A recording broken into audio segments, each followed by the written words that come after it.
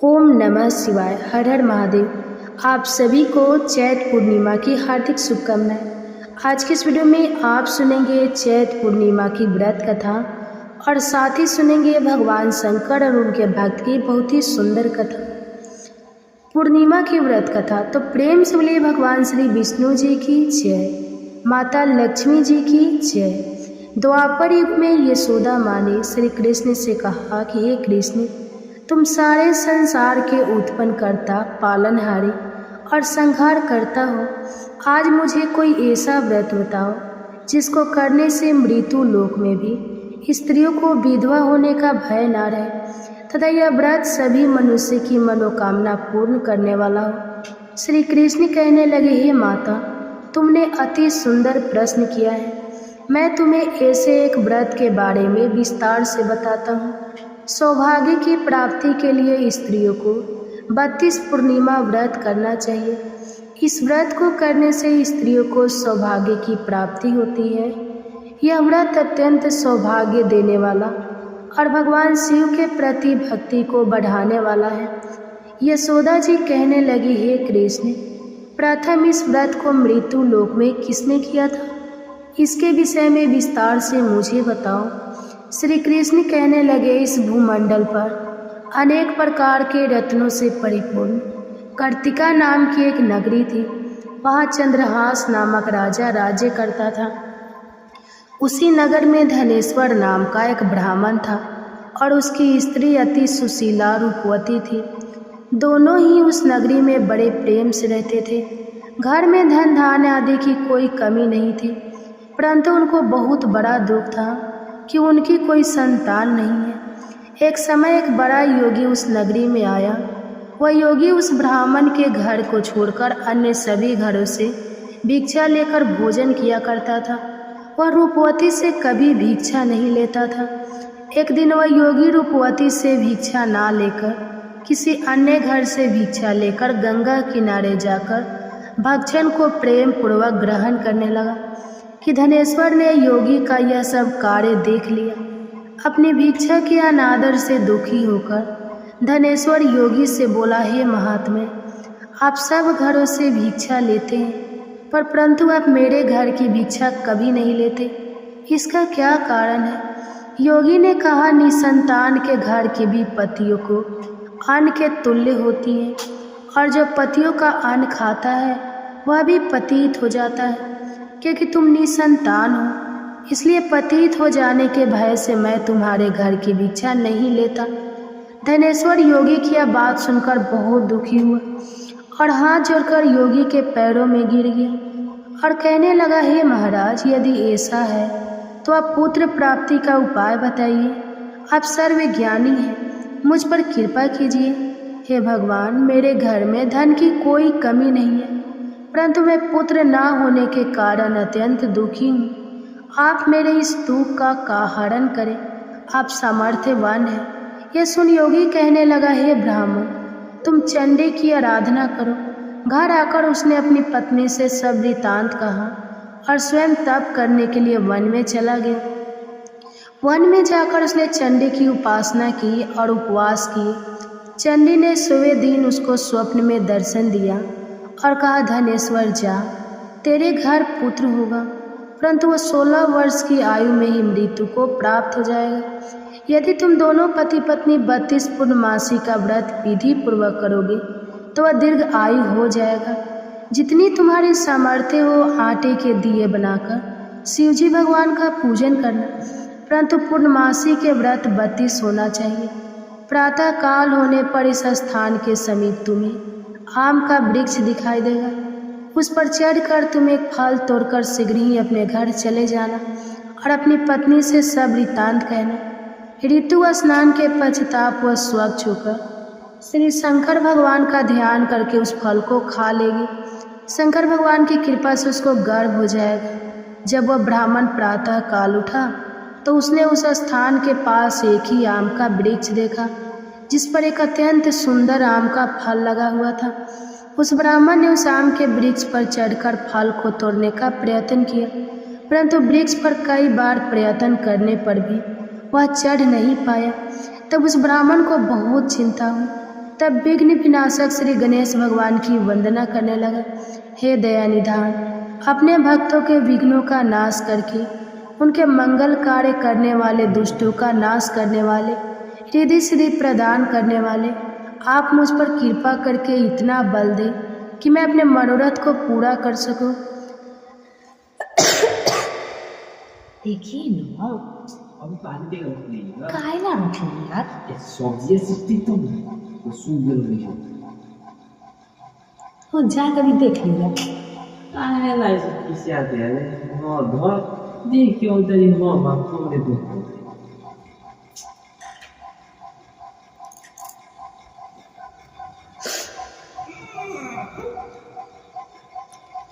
और उसने सुंदर आम के फल को तोड़ लिया। और धनेश्वर ने सोचा कि वरदान से फल मिला था तो वही है, और कोई फल तो दिखाई नहीं दे रहा। धनेश्वर ब्राह्मण ने जल्दी से घर जाकर अपनी पत्नी को वह फल दे दिया, और उसकी पत्नी ने अपने पति के कहे अनुसार उस फल को खा लिया और वह गर्भवती हो गई। देवी जी की असीम कृपा से उसे एक अत्यंत सुंदर पुत्र उत्पन्न हुआ, जिसका नाम उन्होंने देवी दास रखा। माता पिता के हर्ष और शौक के साथ वह बालक शुक्ल पक्ष के चंद्रमा के भांति अपने पिता के घर में बड़ा होने लगा। माता भवानी की कृपा से वह बालक बहुत ही सुंदर, सुशील, विद्या और निपुण हो गया। दुर्गा जी की आज्ञा अनुसार उसकी माता ने 32 पूर्णमासी का व्रत रखना आरंभ कर दिया, जिससे उसका पुत्र बड़ी आयु वाला हो जाए। 1.25 वर्ष लगते ही देवीदास के माता पिता को बड़ी चिंता हो गई कि कहीं उनके पुत्र की इस वर्ष मृत्यु न हो जाए।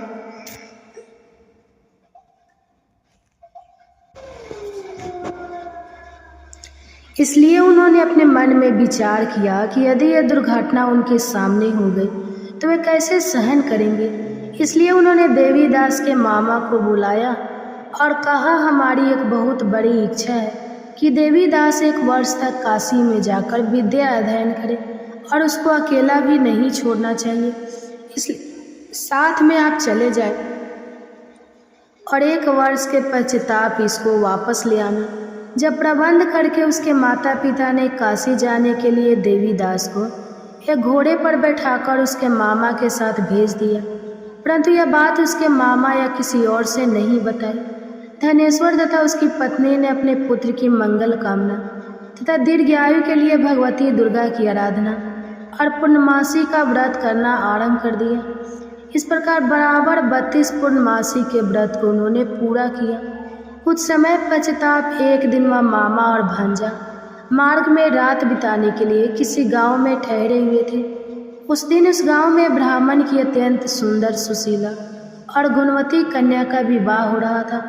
जिस धर्मशाला के अंदर वर और उसकी बारात ठहरी हुई थी, उसी धर्मशाला में देवीदास और उसके मामा भी ठहरे हुए थे। संयोगवश कन्या को तेल आदि चढ़ाकर मंडप आदि का कार्य किया गया तो लगन के समय वर को धनुवार्थ हो गया।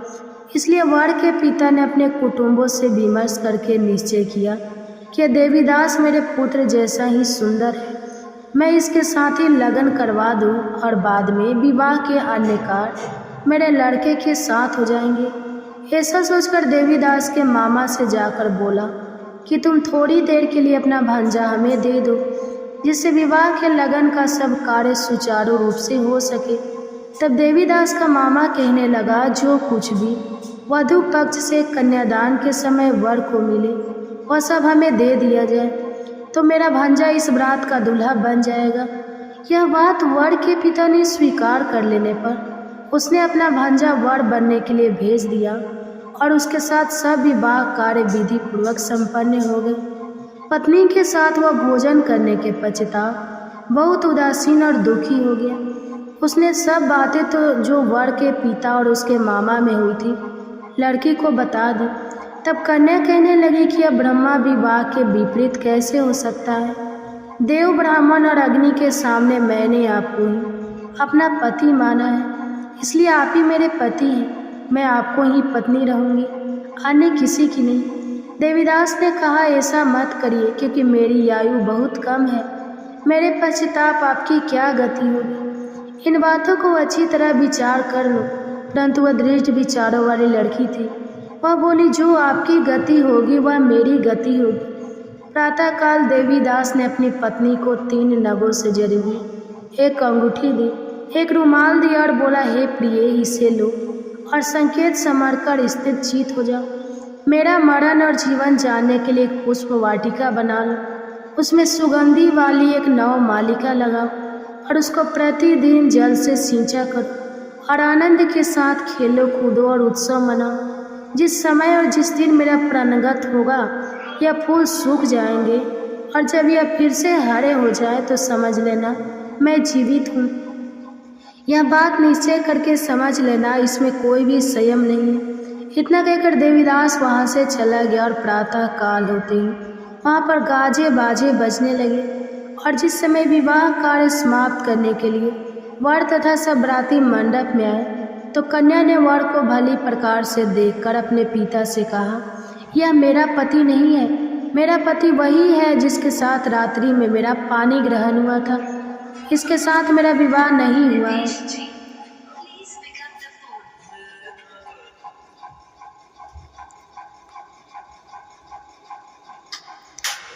यदि वह वही पुरुष है तो बताइए कि मैंने इसको क्या दिया। वधू पक्ष और कन्या पक्ष कन्यादान के समय जो आभूषण आदि दिए गए थे वो दिखाए तथा रात में क्या गुप्त बातें मैंने इनसे कही वह सब सुनाइए। पिता ने उसके कहे अनुसार वर को बुलाया। कन्या की यह सब बातें सुनकर वह कहने लगा कि मैं नहीं जानता।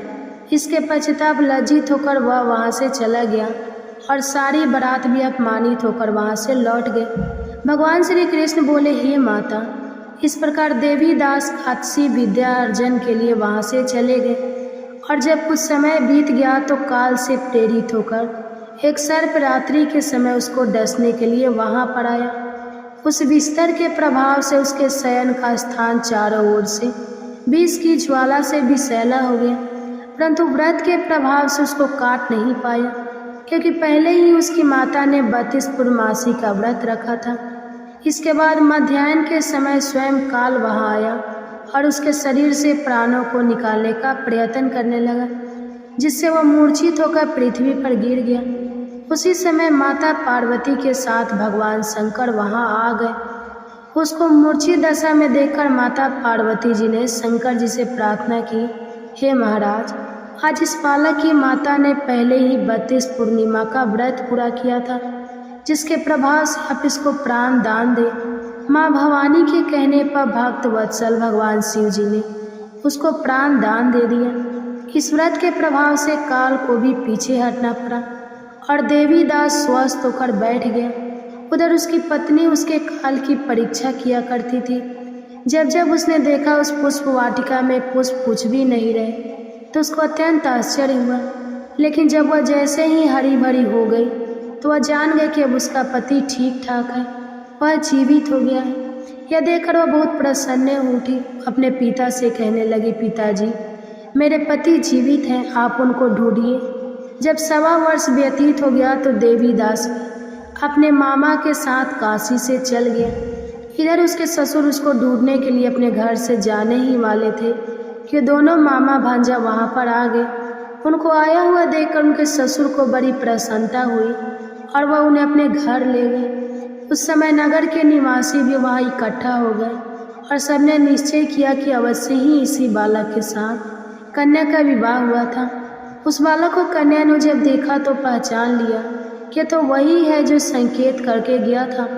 कुछ दिन बाद देवीदास ने अपने पत्नी और मामा के साथ अपने ससुर के घर से बहुत सारे उपहार लेकर अपने माता पिता के घर गए।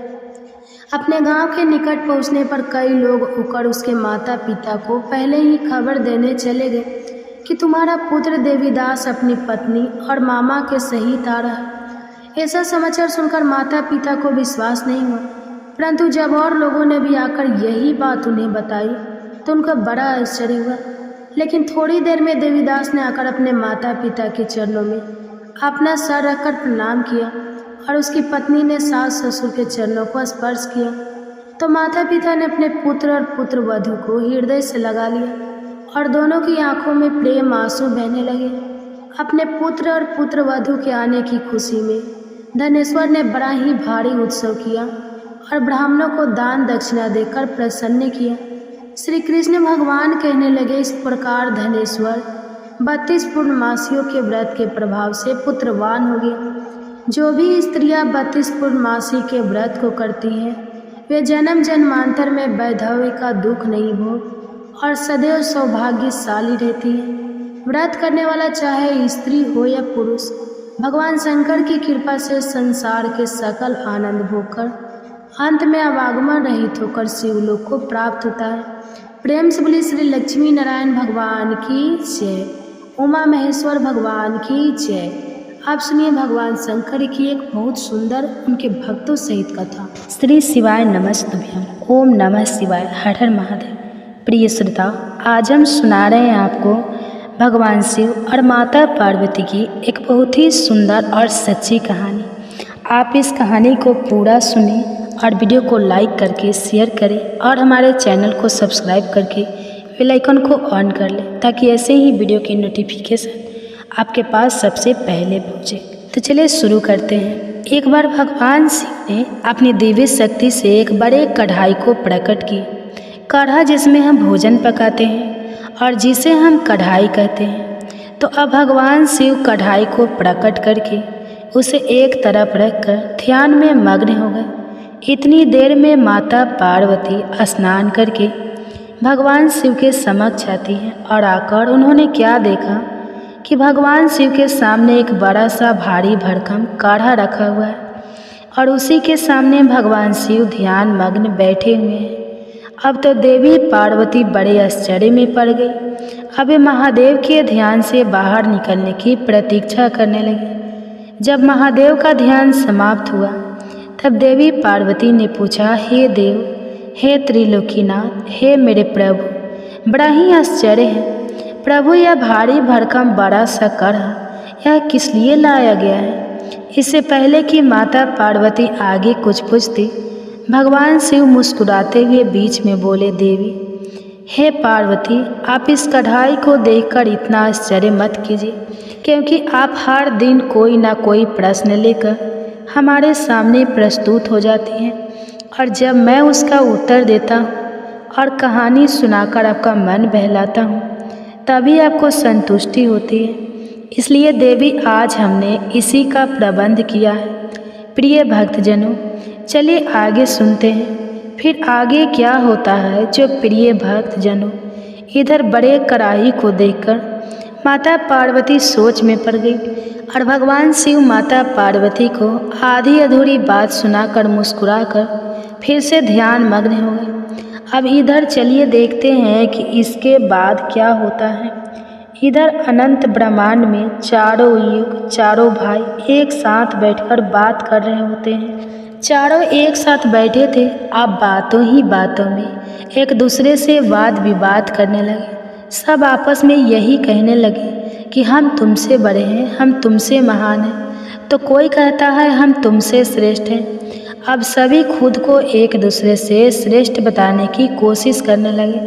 तब सबसे पहले सतजू कहने लगा कि अरे मूर्खों, तुम सब मुझसे छोटे हो, भला तुम मेरी बराबरी कैसे करने लगे? जब त्रेता युग ने सतजू की बात सुनी तो उसने कहा कि तुम सबसे बड़े कैसे हो सकते हो? अरे तुम सब में से बड़ा तो मैं हूँ, मैं ही सर्वश्रेष्ठ हूँ। तुम सब मुझसे भला श्रेष्ठ कैसे हो सकते हो? इतने में ही द्वापर युग भी बोल उठा कि तुम मुझसे श्रेष्ठ कैसे हो सकते हो? अरे तुम सब में से श्रेष्ठ तो मैं हूँ, तुम लोगों का श्रेष्ठ होने का तो कोई सवाल ही नहीं उठता। अब उन सब की बात सुनकर भला कलयुग कैसे चुप रहता? कलयुग भी बीच में बोल उठा, तुम तीन मुझसे श्रेष्ठ बन रहे हो। अरे असलियत तो तुम जानते ही नहीं, असलियत तो यही है कि श्रेष्ठ मैं ही हूँ। इस तरह से अब वाद विवाद करते करते वे चारों युग आपस में ही लड़ाई झगड़ा करने लगे। अब चारों युगों ने मिलकर एक योजना बनाई। वे आपस में कहने लगे कि इस तरह तो वाद विवाद करके कोई फैसला ही नहीं हो पाएगा। हम सब मिलकर क्यों न कैलाश पर्वत पर चले। वे चारों युग आपस में कहने लगे कि इस प्रकार लड़ते रहें तो अच्छा होगा, हम सब मिलकर कैलाश पर्वत पर विराजमान भगवान शिव के पास चलते हैं। अब तो वही हमारा फैसला करेंगे। इस तरह से आपस में समझौता करके चारों युगों ने कैलाश पर्वत की ओर प्रस्थान किया। चलते चलते आखिरकार वे कैलाश पर्वत पर पहुंच गए। वहां पर पहुंचकर चारों युगों ने भगवान शिव को प्रणाम किया। चारों युगों को अपने पास आया देखकर भगवान शिव ने उन सभी का स्वागत करते हुए कहा कि आप सभी का हमारे दरबार में, हमारे कैलाश पर स्वागत है। कहो तुम्हारे आने का क्या कारण है? आप तो स्वयं ही कालचक्र हो, तुम सभी तो स्वयं समय हो, फिर ऐसा क्या कारण हो गया कि आपको हमारे पास आना पड़ा? भगवान शिव के इस प्रकार पूछने पर चारों युगों ने कहा कि हे सृष्टि के रचयिता, हे प्रभु, हे महादेव, हम चारों युगों में विवाद खड़ा हो गया है और हम सब में एक दूसरे से बड़ा होने की बात पर होड़ लग गई है। इसी समस्या का समाधान पाने के लिए हे प्रभु हम आपके समक्ष पधारे हैं। हम इस समस्या का समाधान खुद से करने में असमर्थ थे, इसलिए प्रभु अब तो आप ही हमारी इस समस्या का कोई समाधान ढूंढिए। आप ही हमारा फैसला कीजिए, आप हमारा न्याय कीजिए और बताएं प्रभु कि हम चारों युगों में आखिरकार सबसे बड़ा कौन है? हम चारों में से सबसे श्रेष्ठ कौन है? चारों युगों की इस बात सुनकर भगवान शिव कहने लगे कि इसका फैसला तो तब होगा जब आप चारों अपने अपने बारे में बताएंगे कि किन किन गुणों के कारण आप खुद को बड़ा बता रहे हो। तब शिव जी ने कहा, हे सतयुग, पहले तुम ही बताओ कि तुम कैसे श्रेष्ठ हो गए। तब सतयुग ने कहा, प्रभु देखिए मेरी आयु सबसे ज़्यादा है, मैं 70 लाख वर्ष का हूँ और अन्य युग मुझसे 70 लाख वर्ष छोटे हैं, इसलिए मैं इन सभी से लंबी आयु का हूँ। सतयुग की बात सुनते ही अब कलयुग बोल उठा कि प्रभु व्यक्ति कभी भी आयु से बड़ा नहीं होता, व्यक्ति के गुणों से बड़ा होता है। अब देखिए भगवान शिव ने कलयुग की इस दलील को मान लिया और सतयुग से कहा, हे सतयुग, तुम इस तरह आयु में बड़े होने से तो बड़े नहीं हो सकते। भगवान शिव की यह बात सुनकर सतयुग ने कहा, प्रभु मेरे युग में जो भी व्यक्ति हुए हैं वह तो बड़े ही बलवान हुए हैं, बहुत ही पराक्रमी थे, वह पृथ्वी तक को उठा ले जाए, ऐसे पराक्रमी और बलराम बलवान थे। और जब मेरा राज्य था तब उसमें भगवान श्री हरि विष्णु ने भी कई अवतार धारण किए थे। वराह अवतार भी मेरे ही काल में हुआ था, नरसिंह अवतार भी मेरे ही युग में हुआ था, यहाँ तक कि प्रभु मत्स्य अवतार भी तो मेरे ही युग में हुआ था। सतयुग को अपने बारे में इस तरह बढ़ाई करते देखकर त्रेता युग बोल उठा, नहीं नहीं, प्रभु श्री हरि विष्णु के अवतार लेने से सतयुग बड़ा भरा कैसे हो सकता है? प्रभु मर्यादा पुरुषोत्तम भगवान श्री रामचंद्र जी का अवतार तो मेरे ही युग में हुआ था। उन्होंने संसार को मर्यादा और धर्म पालन सिखाया। रावण जैसे महापंडित और कुंभकर्ण जैसे महान बलवान भी तो मेरे ही शासन काल में हुए थे। प्रभु इस तरह सतयुग मुझसे बड़ा नहीं हो सकता, फिर इन सब में से तो बड़ा मैं ही हुआ। बस फिर क्या था? जब यह बातें द्वापर ने सुनी तो द्वापर युग महादेव से बोल उठा, हे महादेव, हे प्रभु, यह दोनों बड़े बन रहे हैं, किंतु यह दोनों बड़े कैसे हो सकते हैं? आप देखिए ना प्रभु, आप तो जानते ही हैं जब मेरा शासन काल आया तो मेरे ही तो शासन काल में भगवान श्री कृष्ण ने अवतार लिया था और जो 16 कलाओं से संपन्न थे, परिपूर्ण थे, पर ब्रह्मा थे, उन्होंने ऐसा विराट रूप दिखाया जो कभी स्वयं भगवान विष्णु ने भी नहीं दिखाया था। इसलिए हे प्रभु, हे भोलेनाथ, यह दोनों योद्धाओं की बात करते हैं तो मेरे शासन काल में भी बड़े बड़े योद्धा द्रोणाचार्य, कर्ण, भीष्म, पितामह, युधिष्ठिर, अर्जुन, भीम, नकुल, सहदेव, कंस आदि ये भी तो मेरे ही शासन काल में हुए थे प्रभु। यहाँ तक कि बलराम जी भी मेरे ही शासन काल में तो हुए थे। अब बताइए प्रभु, मेरे शासन काल में कौन सा योद्धा भला इन योद्धाओं से कम था? इन सबसे तो श्रेष्ठ मैं ही हूँ। तब तक कलयुग भी बोल उठा कि प्रभु मैं इनकी बातें सही मानता हूँ, लेकिन इन तीनों के शासन काल में जो भी योद्धा हुए थे, जो भी अवतार हुए थे, उनमें कई काम चोरियाँ पाई गई थी, और जिनके शासनकाल में काम चोरी वाले मनुष्य होते हैं वे भला श्रेष्ठ कैसे हो सकते हैं। कलयुग कहने लगा, नहीं भगवान, मेरा शासनकाल सबसे अच्छा है, क्योंकि मेरा शासनकाल तो अच्छी अच्छी और नई नई तकनीकों से परिपूर्ण है। मेरा युग मशीनों का युग है, इसलिए मेरा शासनकाल सबसे श्रेष्ठ है। अब भगवान शिव उन चारों युगों की बात को, उनके वाद विवाद को सुनकर मन ही मन विचार करने लगे कि किस प्रकार से इन सब की बातों का फैसला किया जाए और किस युग को श्रेष्ठ साबित किया जाए। वहीं पास में ही जगत जननी माता पार्वती भी भगवान शिव के साथ विराजमान थे, जो कि इन सभी युगों के वार्तालाप को बड़े ही ध्यानपूर्वक सुन रही थी। तभी माता पार्वती महादेव से कहने लगी, हे प्रभु, आप मन ही मन किस बात का विचार कर रहे हैं? अगर आपने इनका फैसला नहीं किया तो यह चारों भाई तो फिर आपस में ही कट मर जाएंगे, आपस में इस तरह की झगड़ा करते रहेंगे। प्रभु, इसलिए आपको इनका फैसला तो तुरंत ही करना होगा। अगर इन्होंने ऐसा किया तो सृष्टि का तो काल चक्र ही रुक जाएगा, समय का प्रभाव ही रुक जाएगा।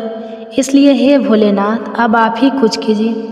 माता पार्वती के इस आग्रह को सुनकर महादेव कहने लगे, हे देवी, ठीक है, मैं समस्त युगों की बात मानता हूँ और मैं ही इन चारों युगों की बात का फैसला करूँगा। इसके बाद भगवान शिव ने चारों युगों से कहा, चलो ठीक है, अब मैं तुम चारों की परीक्षा लूँगा। जो इस परीक्षा में सफल हुआ वही श्रेष्ठ साबित हुआ।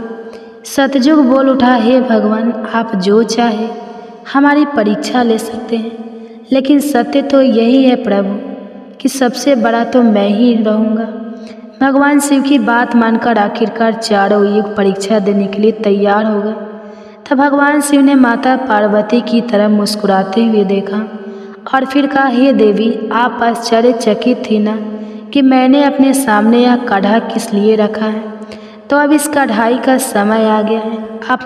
आपने मुझसे प्रश्न किया था कि यह कढ़ाई मैंने किस लिए रखा है और यह फरसा किस उद्देश्य के लिए है। तब क्या था, भगवान शिव ने देखते ही देखते लोहे के फरसे को कैलाश पर्वत के नीचे एक तलहटी में रख दिया और फिर उस कढ़ाई परसे के पास में ही चावल का एक ढेर भी लगा दिया। फिर भगवान शिव ने चारों युगों को बुलाया और कहा कि तुम चारों ही देख रहे हो ना, इसी से तुम चारों की अभी परीक्षा हो जाएगी। फिर भगवान शिव ने सतयुग से कहा, हे सतयुग, तुम मेरे 500 गणों को जो यहाँ बैठे हुए हैं भोजन बनाकर खिलाना है और इस परसे में रखे हुए चावल को बनाना है और इन चावलों को तुम्हारे ही युग का कोई व्यक्ति बनाएगा और मेरे यहाँ पर जितने भी गण हैं वह सब भोजन करेंगे। इसके बाद भगवान शिव ने आगे कहा, सतयुग, अब तुम्हारे ही युग का कोई व्यक्ति बनाओ और उसे यहाँ भोजन बनाने के लिए भेज दो। तब तक हम सभी लोग यहाँ खड़े होकर देख रहे हैं। भगवान शिव की बात जब सतयुग ने सुनी तो उसने ही बड़ा बलवान योद्धा बनाया। फिर सतयुग ने उस योद्धा से कहा कि जाओ बेटा, इस कढ़ाई में चावल बनाओ और बनाकर भगवान शिव के इन सभी 500 गणों को भोजन कराओ। अपने स्वामी की बात सुनकर वह सतयुग का व्यक्ति वहाँ आकर के देखता है, जो हजारों टन से भी ज़्यादा का कड़ा है। उसने वहाँ पर एक चूल्हा तैयार किया और उस चूल्हे पर उस कढ़ाई को रखकर लकड़ियों की व्यवस्था की, आग जलाई और उस कढ़ाई में पानी डाला, फिर चावल डाले और जब चावल बनकर तैयार हो गए तब उसने भगवान शिव के सभी गणों को एक पंक्तियाँ में बैठा दिया और उन सभी को उसने भोजन कराया। सभी गुणों को भोजन कराने के बाद वह बलवान योद्धा अपने स्वामी सतयुग के पास वापस आया और उसे प्रणाम किया। तो सतयुग ने शाबाशी से उसकी पीठ थपथपाई और कहा कि आज तुमने मेरी लाज रख ली, अब तुम यहाँ से जा सकते हो। इसके बाद भगवान शिव ने त्रेता युग से कहा कि त्रेता, अब तुम अपने युग के कोई व्यक्ति को भेजो और यह जो कढ़ा रखा हुआ है इनमें चावल बनाकर मेरे सभी गणों को खिलाओ। त्रेता ने सुना तो कहने लगा कि ठीक है प्रभु, जैसे आपकी आज्ञा। अब त्रेता युग ने भी अपने समय के समान महान बलशाली कुंभकर्ण जैसे बलवान व्यक्ति को उत्पन्न किया और उससे कहा कि हे पुत्र, यह मेरे परीक्षा की घड़ी है। तुम्हें भगवान शिव के समस्त सभी समक्ष गणों को भोजन बनाकर खिलाना है। त्रेता युग के व्यक्ति ने उसे प्रणाम किया और उसके बाद वह वहाँ से तलहटी में चला गया। तलहटी में आकर उसने चूल्हा बनाया, लकड़ियों की व्यवस्था की, आग जलाई और एक हाथ से ही उस भारी भरकम कढ़ाई को उठाकर देखते ही देखते चूल्हे पर रख दिया। फिर उसमें पानी डालकर चावल डाले और जब चावल पक गए तब सभी गणों को बुलाकर उन्हें खाने के बाद भोजन कराया। इसके बाद वह वहाँ से तुरंत कैलाश पर्वत पर पहुँच गया, जहाँ पर चारों युग विराजमान थे। इस प्रकार से त्रेता युग ने भी अपना कार्य पूर्ण किया। अब बारी आई द्वापर युग की।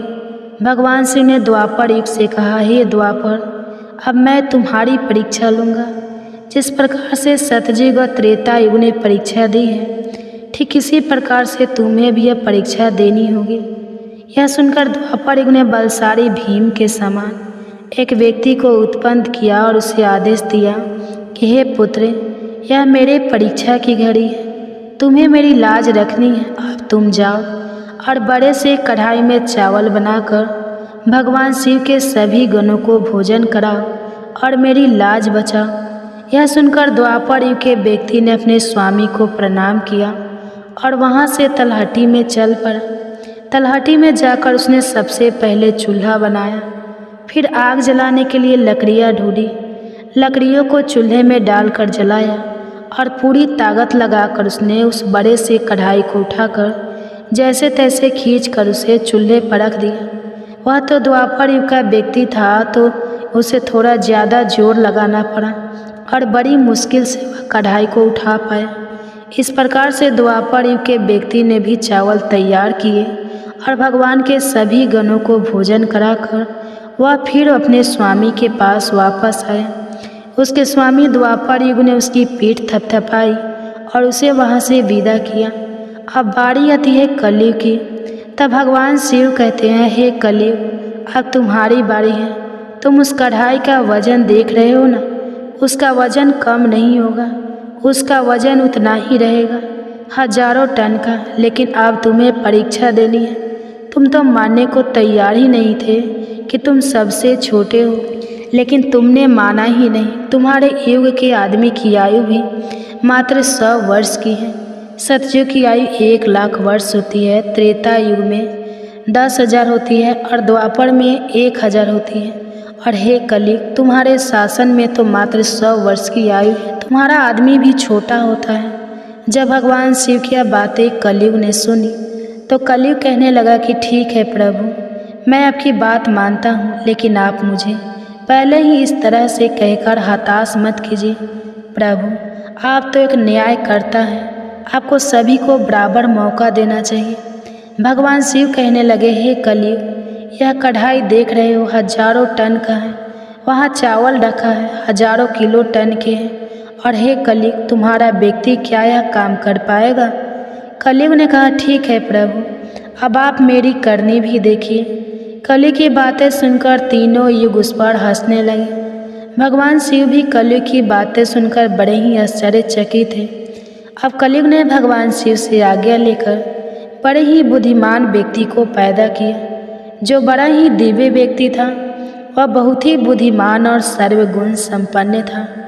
इस तरह के गुणवान व्यक्ति को कलयुग ने पैदा किया और पैदा करने के बाद वह उस व्यक्ति से कहने लगा कि मेरे बेटे, अब तुम्हें अपनी शक्ति दिखानी है। कठिन परीक्षा का समय है। यदि तुम इसमें सफल हो गए तो मैं चारों युगों में सबसे छोटा हो जाऊंगा। कलयुग की बात सुनकर वह व्यक्ति अपने महाराज से कहने लगा, हे महाराज, इस एक कढ़ाई की बात करते हैं, आप इसे हजारों कढ़ाई भी अगर मेरे सामने आ जाए तो वह भी मेरे सामने कुछ नहीं है। जब उस कलयुग के व्यक्ति की यह बातें तीनों युगों ने सुनी तो वे उस पर हंसने लगे। अब वे हंस कर आपस में कहने लगे कि आज एक छोटा सा आदमी जिसकी लंबाई मात्र 3 हाथ है, यह भला क्या कर लेगा, जबकि हम युगों की लंबाई तो बहुत अधिक है। प्रिय भक्तजनों, यह बात तो बिल्कुल सत्य है कि सतयुग के लोगों की लंबाई 21 हाथ और त्रेता युग के व्यक्ति की लंबाई 14 हाथ थी और द्वापर युग के व्यक्ति की लंबाई 7 हाथ थी। और अब कलयुग के व्यक्ति की लंबाई तो मात्र 3 हाथ ही होती है। तीनों युग अब बड़ी जोर जोर से कलयुग पर हंस रहे थे। इधर कलयुग का आदेश पाकर वह कलयुगी व्यक्ति उस तलहटी में गया। तलहटी में आकर उसने देखा कि कढ़ाई का वजन तो सचमुच बहुत ही ज़्यादा है, इसे मैं आसानी से उठा नहीं पाऊंगी। तो उस व्यक्ति ने दिमाग लगाया और उस कढ़ाई के नीचे मिट्टी खोदना शुरू कर दिया। कढ़ाई तो उसने हिलाया तक नहीं, बल्कि उस कढ़ाई को बिना हिलाए डुलाए उसके नीचे एक भट्ठी तैयार कर दी। अब उसे लकड़ियाँ ढूंढने में भी ज़्यादा समय नहीं लगाना पड़ा, क्योंकि वहीं पर कुछ अधली लड़कियाँ पड़ी हुई थी। वह कलयुग का व्यक्ति कितना दिमाग वाला था, उसने कुछ भी नहीं किया, कढ़ाई के नीचे भट्ठी खोद दी और उसी में आग जला दी। चावल को कढ़ाई में डाल दिया और चावल में पानी डाल दिया। चावल इस प्रकार पककर तैयार हो गया। तब उसने भगवान शिव के 4 गणों को बुलाया और उन गणों से कहा कि आप मेरा साथ दीजिए और इन चावलों को आपस में परोस लीजिए। यह बात सुनते ही भगवान शिव के 4 हष्ट-पुष्ट गण चल देते हैं और देखते ही देखते कतार में बैठे सभी शिवगणों को उन 4 विशाल गणों ने चावल परोस दिए। इस प्रकार सभी गणों ने भोजन कर लिया। तब कलयुग के व्यक्ति ने उन 4 गणों से कहा कि अब आप सभी भोजन कर सकते हैं। तब कलयुग के उस व्यक्ति ने उन 4 गणों को भी भोजन कराया, फिर उस कढ़ाई को साफ किया और कढ़ाई को वहीं छोड़ दिया। इस तरह उसका काम भी पूरा हो गया। अब कलयुग का वह व्यक्ति भी अपने स्वामी के पास कैलाश पर्वत पर आ गया और कहने लगा कि हे प्रभु, मैंने आपका काम कर दिया है। कलयुग ने यह सुना तो बहुत खुश हुआ।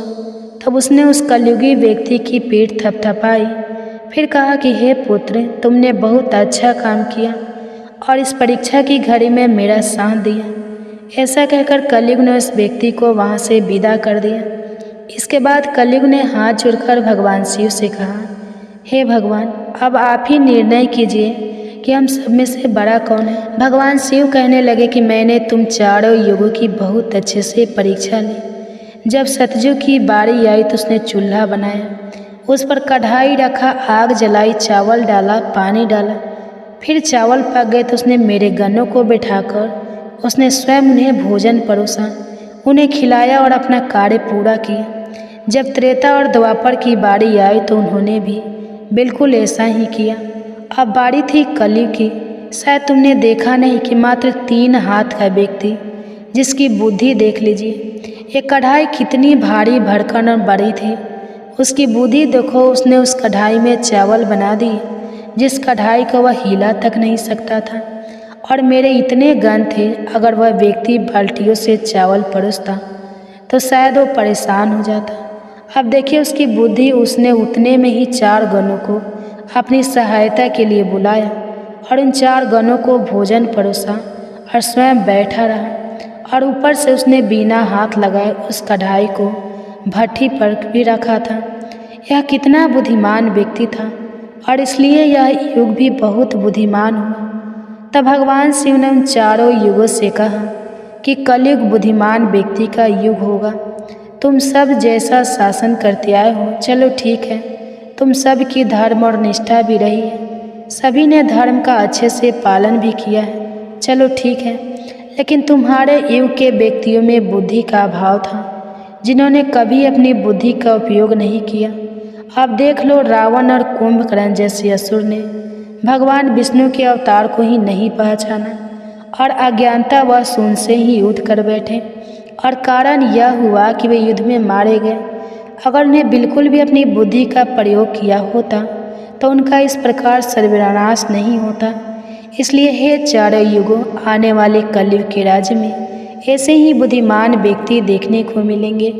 ऐसी ही तकनीक, ऐसी ही मशीनें बनाएंगे जिससे वे बैठे बैठे ही सारा काम कर सकते हैं, बैठे बैठे ही कोई भी काम कर सकते हैं।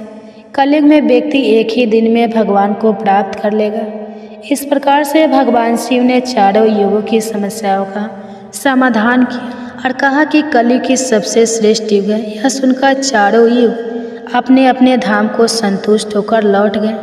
माता पार्वती भी यह सब कुछ देख और सुनकर बड़ी प्रसन्न हुई। उनके मन में उठी जिज्ञासा भी शांत हो चुकी थी और उनका मन भी बहल चुका था। तो प्रिय भक्तजनों, आज की कथा अगर पसंद आई हो तो वीडियो को लाइक कीजिएगा, शेयर कीजिएगा, चैनल को सब्सक्राइब कीजिएगा और कमेंट्स में हर हर महादेव जरूर लिखिएगा।